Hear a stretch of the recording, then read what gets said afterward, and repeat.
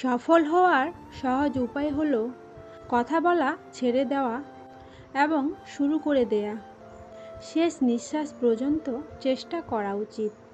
হয় লক্ষ্য অর্জিত হবে বা অভিজ্ঞতা। সফল হওয়ার জন্য কোনো গোপন রহস্য নেই। এটি প্রস্তুতি, কঠোর পরিশ্রম করতে হবে এবং ব্যর্থতা থেকে শেখার ফলাফল।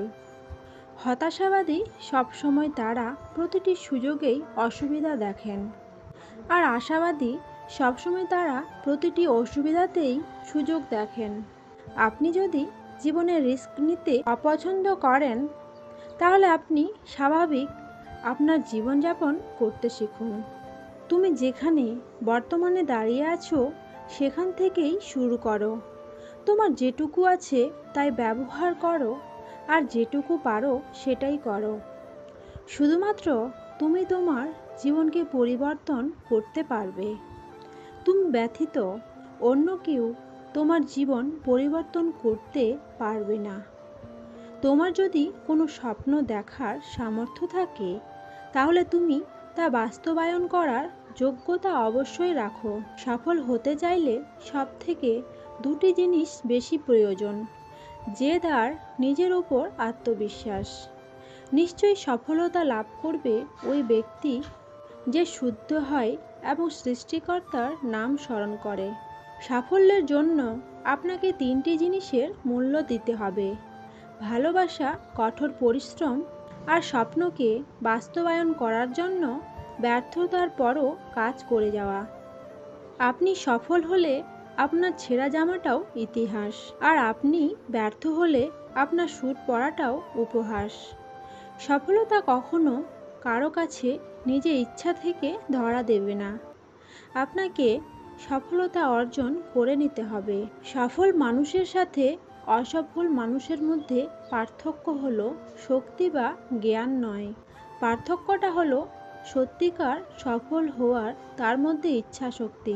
তুমি যা করছো যদি ভালোবাসো এবং সেই কাজের সফলতার জন্য সব কিছু করতে ইচ্ছুক থাকো, তাহলে সেটা তোমার হাতের নাগালে পৌঁছাবে। বেশিরভাগ মানুষগুলো তার লক্ষ্য পূরণ করতে পারে না, কারণ তারা তার মূল্য লক্ষ্য নিয়ে ঠিকমতো কখনো পরিকল্পনা করে না এবং নিজের উপর পুরোপুরি বিশ্বাস রাখে না। সফল ব্যক্তিরা জানে তারা ঠিক কোথায় পৌঁছাতে চায় এবং তা কিভাবে পৌঁছতে হবে। আমার অভিজ্ঞতা বলে, সর্বশ্রেষ্ঠ মোটিভেশন হলো ইচ্ছা শক্তি। আপনার মধ্যে সত্যিকার ইচ্ছা শক্তি থাকলে কোনো বাধা আপনাকে থামাতে পারবে না। কখনো না পড়ে যাওয়ার মধ্যে বীরত্ব নাই। পড়ে গিয়ে উঠে দাঁড়ানোর মধ্যেই সত্যকার বীরত্ব লুকিয়ে আছে। যদি কোনো লক্ষ্য অর্জন করা আপনার কাছে অসম্ভব মনে হয়, তবুও লক্ষ্য বদল করবে না। তার বদলে আপনি কৌশল বদলে ফেলুন। সফল হতে চাইলে আপনাকে সামনে আসা সকল চ্যালেঞ্জ মোকাবেলা করতে হবে। বেছে বেছে কখনো চ্যালেঞ্জ নেওয়া যাবে না। আপনি যদি সন্তুষ্টি নিয়ে ঘুমাতে যেতে চান, তাহলে আপনি একটি লক্ষ্য নিয়ে আপনার সকাল শুরু করুন। যার হাতে কিছুই নেই তার হাতে সময় রয়েছে, এটাই সবচেয়ে বড় সম্পদ। অতীত চলে গেছে, তাই এখন অতীত নিয়ে চিন্তা করে কোনো লাভ নেই এবং ভবিষ্যৎ নিয়ে ভেবেও কোনো লাভ নেই, কারণ তা তো এখনও আসেনি। চিন্তা করুন আপনার বর্তমান সময় নিয়ে, সেটাই আপনার ভবিষ্যতের জন্য ভালো। আমরা যদি সময়ের যত্ন নিই, তবে সময় আমাদের যত্ন নেবে। পূর্বের নষ্ট করা সময়ের জন্য এখন যদি আফসোস করো, তাহলে এখনকার সময় নষ্ট হবে।